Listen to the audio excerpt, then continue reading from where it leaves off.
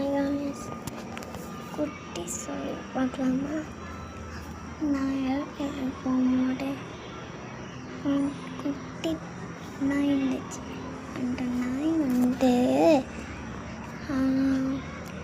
கூட விளாண்டு ஒரு ஃபோட்டோ கூட கிடையாது. ஜாலியாக விளாண்டு அதுக்குள்ளே டைம் பாஸ் பண்ணுவேன், எல்லாமே பண்ணுவேன்.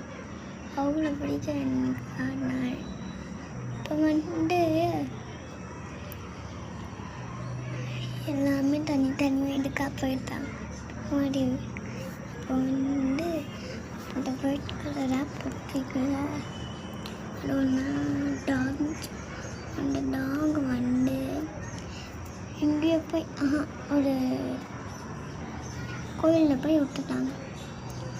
அந்த கோயிலில் போய் விட்டுறதுக்கு அப்புறமா நான் வச்சு போயிட்டேன்.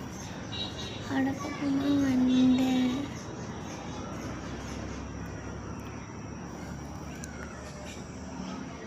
இன்னொரு நாள் பார்க்க வந்தோம். இன்னொரு நாள் கிட்ட தான் வந்துச்சு. அப்புறமா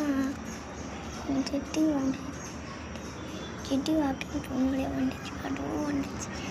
இப்போ நான் ஃபஸ்ட் ஸ்டாண்டர்ட் வந்து அப்போ ஒரு பிளாக் போட்டு நினச்சா, அதுவும் நாய்க்கு வச்சு போட்டுச்சா. அதுக்கப்புறமா ஒரு சொல்லிட்டே இருக்காதுல ஒரு கோயில், அங்கே ஒரு பூனை கட்டி நின்றுச்சு. அந்த வீடியோலாம் போட்டுருப்பேன், போய் பாருங்கள்.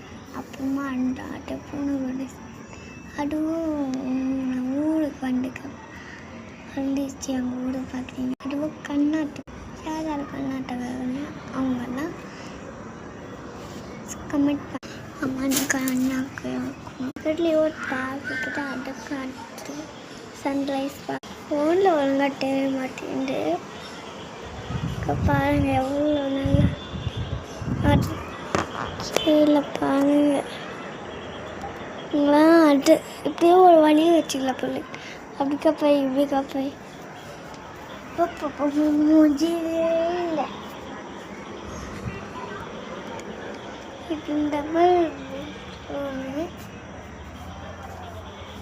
நாங்கள் ரீசெண்டாக ஊருக்கு இந்த வாஷிங் மிஷின் ஒரு எலியை